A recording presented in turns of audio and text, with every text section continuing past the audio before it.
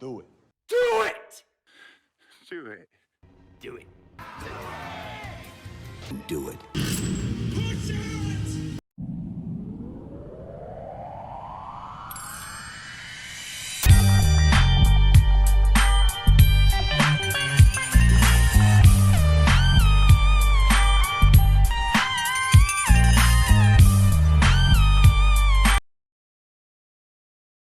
Xbox Game Pass, the Holy Grail, the Garden of Eden, the Willy Wonka chocolate factory, and the all-you-can-eat buffet of modern video gaming. In the past decade, we've seen Microsoft go from one of the most despised anti-consumer companies on the planet. Finally, the day of reckoning came. Ladies and gentlemen, introducing Xbox One. You fucking idiots! Still one of the most generous, gamer-loving, and consumer-friendly companies in the world today. Never has a company, at least to my knowledge, done a complete 180 in terms of its image and business practices quite the way that Microsoft has. It's as if Phil Spencer and the Xbox team at Microsoft are actually listening to fan feedback. Really? In 2021, there's a company that listens to fan feedback and doesn't immediately blame the fans when things don't go their way? No, that can't be right. That doesn't happen nowadays. Anyway, now it was a rocky road, however, which started even before the Xbox One launched, and through the years and the years of shitty business practice after shitty business practice, and from one disappointing exclusive release to another, Xbox consumers have had to be very patient for the majority of the past decade for something to validate their choice of gaming platform. And as of 2017, Xbox Game Pass had arrived, and it was only the beginning of the goddamn gaming utopia that exists now in 2021 on the Xbox platform. Let me ask those of you who aren't too familiar with the service, how many times have you paid full price for an indie or AAA game, found it buggy, clunky, and ultimately underwhelming and not worth your time or money? I know I have. And how mad were you at the game developers and publishers responsible for ripping you off? Now imagine a system in place that prevents that from happening 90% of the time. Hello, Xbox Game Pass, a service provided by Microsoft that charges you a flat, easily affordable sum of $10.95 AUD per month for a Game Pass subscription for PC or console respectively, or most preferably, if you're like me, Game Pass Ultimate, which allows the usage of the service on both Xbox and PC for only $15.95 a month AUD, which at the time of this video is about $12.40 USD. And with that, you get access to the entire Game Pass library, essentially for free as an inclusion in the service you are being provided, as well as Xbox Live Gold as part of your membership if you're a console user, which outside of the Game Pass membership is honestly a pretty pointless and greedy business practice on Microsoft's part. In recent months, Microsoft almost went back to their slimy ways by doubling the Xbox Live Gold membership, although that was quickly withdrawn after there was a mass outrage of angry gamers. My guess, though, as for why they doubled the Xbox Live Gold membership price was to encourage gamers to take the Game Pass Ultimate way instead, since it's included for the sum total of $15.95 per month. Bold, ill-advised, but they withdrew it, so good on them. But back on point, with the Xbox Game Pass Ultimate membership, you get access to the full library. Good games, bad games, mediocre games, it doesn't matter. They're all yours to play at your whim. You may still harbor hatred at the developers for butchering your favorite IP. As fans, we all get angry when the media we love turns to shit. However, as consumers, as gamers, we want variety and we want value for money. Remember the long wait for Halo 5 and the massively deceptive marketing campaign Microsoft and 343 spearheaded to get you to buy the game? And then we all bought it day one, excited as can be, only to be spat in the face as Halo fans with arguably the most insulting story pre-Last Jedi, and the shortest campaign to date, despite 343 promising it would be substantially longer than Halo 4. The perspective of length, this is a campaign that, you know, if you're familiar with Halo 4, this is about twice the length of that campaign, which is really, really meaty. Bullshit. Now I, along with many other Halo fans, were pissed beyond belief, but in addition to that, we forked out full price for a game that wasn't anywhere close to the full package we were promised. So as consumers, we were even more pissed off, in addition to being fans of the series who were heavily scorned. However, now, in 2021, with Microsoft putting all of its first-party titles on Game Pass on the day they launch, you know what this means? Halo Infinite, the most anticipated game of 2021, yes, suck it Elden Ring, Halo Infinite will be included in the Game Pass service at launch, which is crazy when you think about it. But also, it's a goddamn dream come true, because we already know as consumers, we don't have to worry about forking out $60 USD for a game that might absolutely suck. If 343 messes up Halo Infinite, I'm still going to be very pissed off as a Halo fan, but my wallet will be safe, and as a consumer, this will be the sum total of my rage. And therein lies one of the many brilliances of Xbox Game Pass. The price you pay does not change. The price you pay is easily affordable, and the money does not go to the developers of the product. It goes to the provider of the service. Any new release game title that goes onto Game Pass is simply in addition to the service. A free inclusion, if you would. No extra cost. So with Game Pass, you don't pay Bethesda for Fallout 76, you don't pay EA for Anthem, and you sure as shit don't pay 343 Industries for Halo 5, or Halo Infinite for that matter. You pay Microsoft for this all-encompassing service that allows you to play these games virtually free of charge. And Microsoft, to the best of my knowledge, pays the developers based on their game's performance. It's my understanding, and I could be somewhat wrong about this, the developers are paid based on how many times their game is downloaded with the Game Pass service and how much time is spent playing their games. Now, how the developers do get paid could spell long-term repercussions for the industry, thanks to Game Pass, and that's a topic for another video. I think it's too early to judge how this will affect the quality of game development in the coming years, but the fact remains, consumers, gamers, fans, they don't pay the devs for these games anymore. They pay Microsoft for the service, and Microsoft provides the games. And what games are provided, once again, falls down to the consumer's choice. They possess the subscription,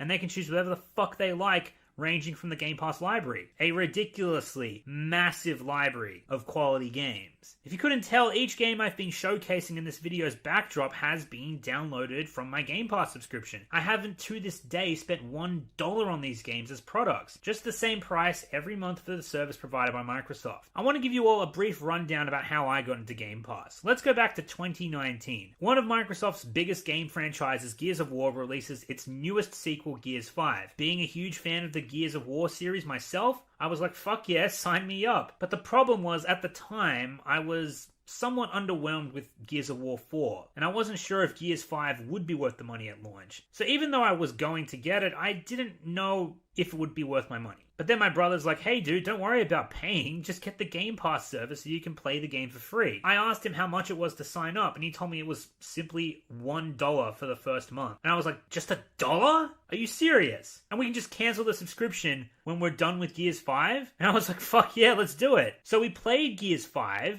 played the ever-loving shit out of it, in fact, and up till now I've clocked in about 140 hours into it. To this day, I haven't paid Coalition, the developers, a single cent for this game title. A AAA game, mind you. I've not spent $1 on the developers, and I've played it since launch. No catches, no underhanded nonsense, just a fucking good deal. Once I had my fun with Gears 5, did I end up easily cancelling my Game Pass subscription like I thought I would? Hell no! I snared it like a fucking anaconda, and I never looked back. In fact, I looked forward from September 2019 to October 2019, because what should be released but another AAA title by another beloved studio, The Outer Worlds by Obsidian Entertainment. This game had a mixed reception. I personally quite liked it, and certainly played my fill of the game, about 40 to 50 hours of it. And once again, not $1 was given to Obsidian Entertainment for the product of The Outer Worlds. It was given to Microsoft for the service of Game Pass. It's just that this AAA game title was included with the service and included at its launch, just like Gears 5 was, inside of 2 months. The $1 a month trial and the full $15.95 AUD that I spent for the next month of Game Pass saved me from paying $199 AUD, which is the common price in Australia for 2 AAA titles at launch. And that was just my first 2 months with Game Pass. This is outside of the ridiculous library of games it possessed at the time, which were available to download and play at the consumer's whim. Fast forward to March 2020, having already gotten myself quite acquainted with the Game Pass library, another highly anticipated title is released, and is made free to all Game Pass subscribers at launch. One of 2020's best titles, Ori and the Will of the Wisps by Moon Studios. A game I was clamoring to play for over a year at this point, and was well worth the wait. And once again, I didn't have to pay Moon Studios a cent for it. I just had my same old Game Pass subscription fee to Microsoft, who provides the service, saving myself another $40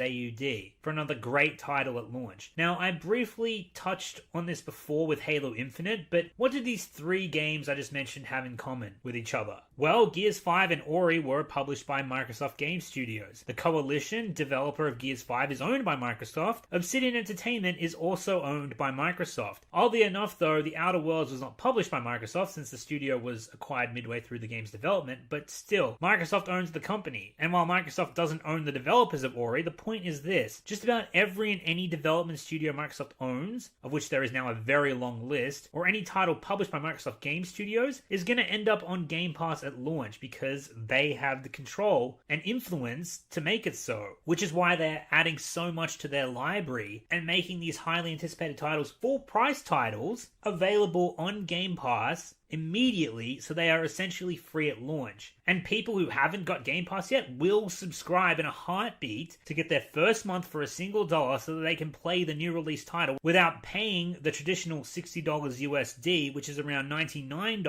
AUD, remember? And then why would they unsubscribe with such a massive library of fan favorite titles available to them at the click of a button? And this library is only growing. Enter the $7.5 billion Bethesda deal in the second half of 2020. 8 new game titles previously under the helm of Bethesda ZeniMax are now owned under the banner of Microsoft and Xbox Game Studios. And before long, Bethesda's Fallout games and Elder Scrolls series, id Software's Doom Eternal, one of the hottest games of 2020, and Arcane's Dishonored series were all brought straight to Xbox Game Pass. Just to name but a few new additions to the Game Pass library with the Bethesda acquisition. Again, do you pay Bethesda to play any of these titles? No, you pay Microsoft. Does your Game Pass subscription increase or decrease from what you've been paying effortlessly the past few months or years? Nope. Game Pass just gives you more variety and value for money. Game Pass in 2021 shits all over Game Pass in 2019. And that finally brings me to EA Play. Microsoft made a deal with Electronic Arts to feature all of its most notable games, both past and present, as a Game Pass feature, including but not limited to the Madden NFL games, the Mass Effect trilogy, yes, Andromeda doesn't count, the Dragon Age trilogy, the Need for Speed games, not the good ones unfortunately, but still. Also pretty much every single game in the Battlefield series and the Dead Space series, as well as titles EA has published with the Star Wars license, all of which have been added to the ridiculously vast and diverse range of the Xbox Game Pass library at no extra cost. Now, some of you are going to be likely wondering, doesn't Sony have their own digital game service for PlayStation consumers? Yes, they do. It's called PlayStation Now, and it does have a massive games library, but if you think it offers even close to the value for money and quality of life that Xbox Game Pass does, well, you're in for a rude awakening. Allow me to explain the differences between Xbox Game Pass and PlayStation Now. Xbox Game Pass allows you to download the games available so that you can run them off your hardware, while PlayStation Now, for the most part, is a streaming service for their games library, although Sony has made strides in recent months into making more of their games library available through digital downloads for better performance on the PlayStation hardware for their consumers. But there's been a very loud outcry of unsatisfied gamers who use the streaming service and have to put up with rendering and lag issues while they are trying to play. As for the library of games PlayStation Now possesses, on paper, PS Now has the wider library of game titles. But on closer inspection, you'll find they are mostly very outdated games from past generations, which is why the library is so vast, and the only way to play these backwards compatibility titles on the modern PlayStations is to get the subscription for PS Now. Xbox Game Pass has past-gen titles as part of the library, sure, but you don't need the subscription to play them if you already possess the disc. Game Pass simply allows you to get these included titles free of charge if you don't have the discs, such as the much beloved Fable and Gears of War games. But in addition to past and present gen game titles, what Microsoft is offering with its service is immediate access to first party studio titles at launch, something the PS Now service as of right now absolutely does not do. The library of PS Now is definitely a case of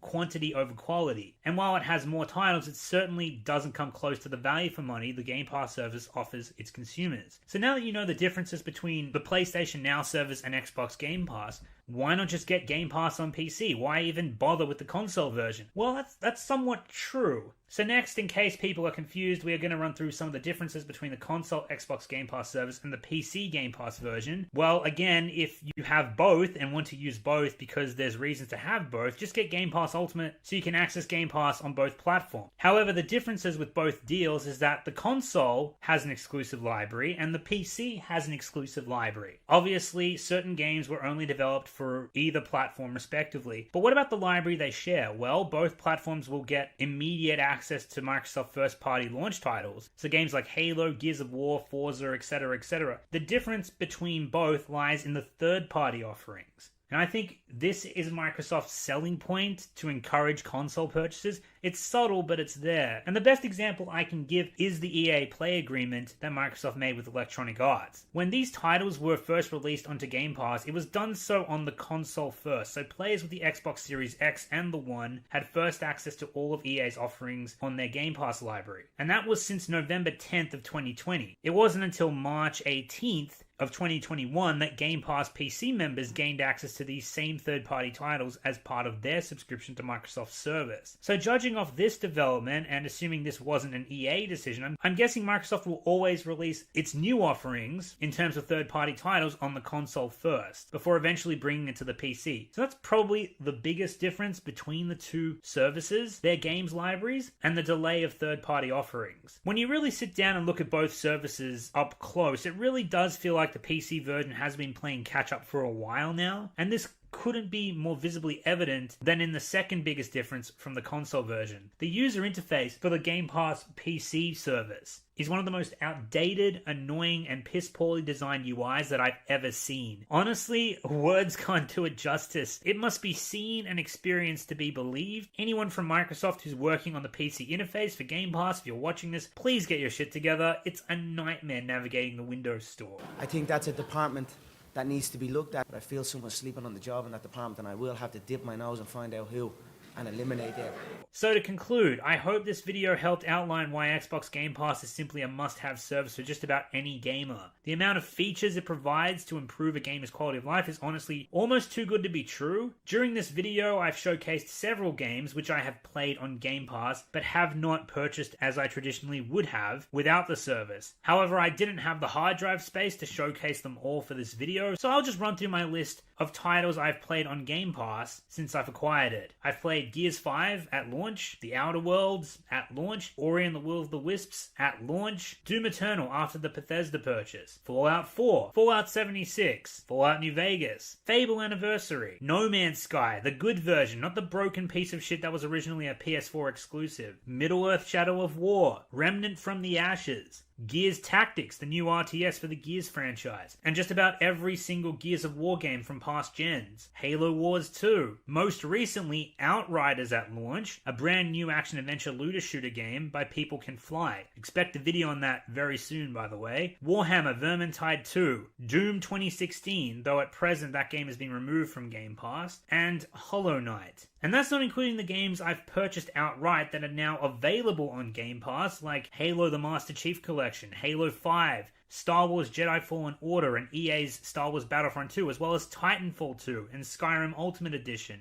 These are games that I've purchased outright, but they are all currently available on Game Pass right now. The games I'm looking forward that I want to play next on Game Pass are Octopath Traveler, Tales of Vesperia, Soul Calibur, Star Wars Squadrons, and the Forza games, just to name but a few. And the only thing I'm limited by is my hard drive. The money alone I've saved on Game Pass so far is enough to buy a PS5 several times over. The amount of money Game Pass will save parents who like to game with their children, or just want to buy their children video games in order to get them to shut up, will result in enormous savings for any and all gamers or parents who possess it. So thanks for watching this video. Hopefully the uninformed were informed, and hopefully those of you who are curious about various differences in Game Pass packages and platforms and how it compares to other services now understand the benefits of possessing it. Everyone, go and get Xbox Game Pass right now. Thanks for staying to the end of the video. You are a legend, and I'll see you next time.